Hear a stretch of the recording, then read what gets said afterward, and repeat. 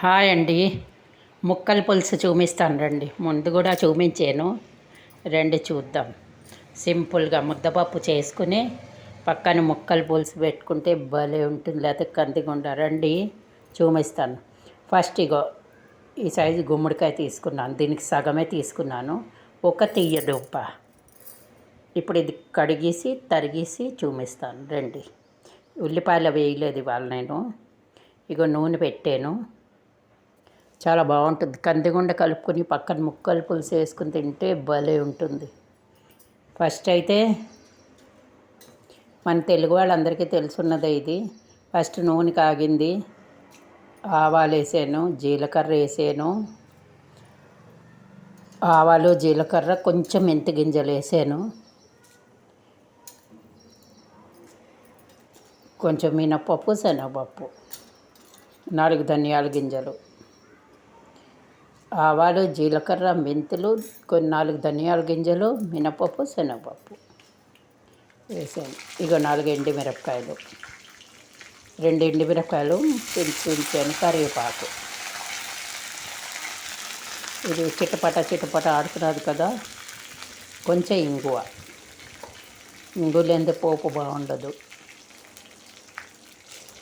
ఒక 5-6 పచ్చిమిర్చి తరిగి పడేసాను. ఇది వేగనిద్దాం కొంచెం. రండి, చాలా బాగుంటుంది. ఇవాళ నిన్న రాత్రి వర్షం కూడా పడ్డది, చల్లగా ఉన్నది. అందుకు కొంచెం పులుసు పెట్టుకుని కందిగుండ పులుసు ఆవకాయ తిందామని ఇవాళ పులుసు పెట్టాను. ఇలా వర్షం పడుతూ ఉంటే చల్లగా తినాలనిపిస్తుంది. ఇగో గుమ్మడికాయ ముక్క, తీయ దుంప, ఎర్రదుంప తరిగాను శుభ్రంగా. ఇది వేచుతాను, ముందు వేగాక చూపిస్తాను. ఇక చూడండి, ఇది బాగా వేగింది కదా.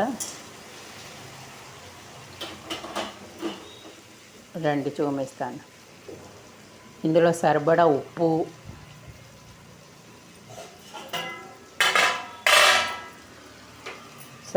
వేయాలి. కొంచెం పసుపు,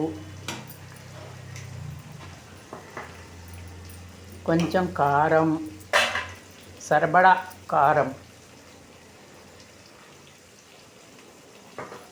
తర్వాత ఇది నేను పులుసులోకి ధనియాలు, మిరియాలు, జీలకర్ర అన్నీ కలిపి నేను పొడి కొట్టించాను. పులుసుల్లో గట్రా వేస్తాను. అది సాంబార్ పొడి కాదు, మామూలుగా ధనియాలు, జీలకర్ర, మిరియాలు, కొంచెం ఎండుమిర్చి సింతే పొడి కొట్టి ఉంచుతాను, బెల్లం పులుసులో గట్రా వేసుకోవడానికి. ఇప్పుడు వేసి బాగా వేచుదాం. కొంచెం చింతపండు నానబెట్టి ఉంచాను. ఇగో ఒక నిమ్మకాయ అంత సైజు చింతపండు నానబెట్టాను. ఇప్పుడు పోద్దాం.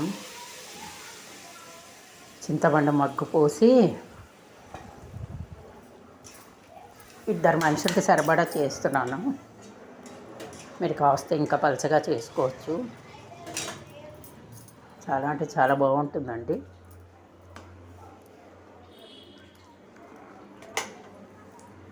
ఇది బాగా మరగనిద్దాం.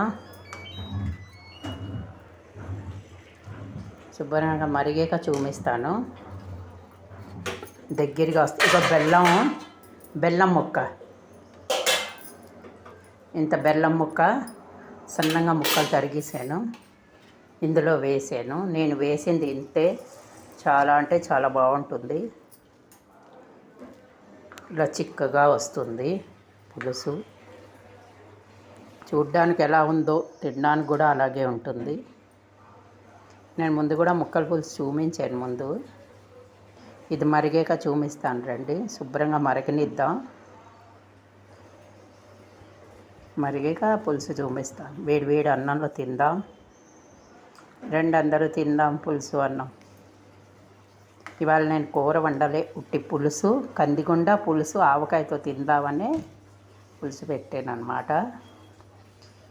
చూడండి, లైక్ సబ్స్క్రైబ్ మర్చిపోకండి, తప్పకుండా చేయండి. లైక్ చేయండి, సబ్స్క్రైబ్ చేయండి. చూడండి పులుసు శుభ్రంగా మరుగుతున్నది, దగ్గరగా మరగాలి. మరిగాక దింపేయడమే. వేడి వేడి అన్నంలో ఇంత పులుసు వేసుకుని తినడమే. చూశారు కదా.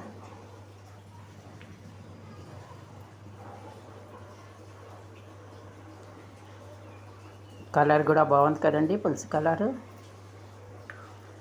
ఇంకెందుకు ఆలస్యం, చలో మళ్ళీ నెక్స్ట్ వీడియోలో కలుద్దాం. బాయ్.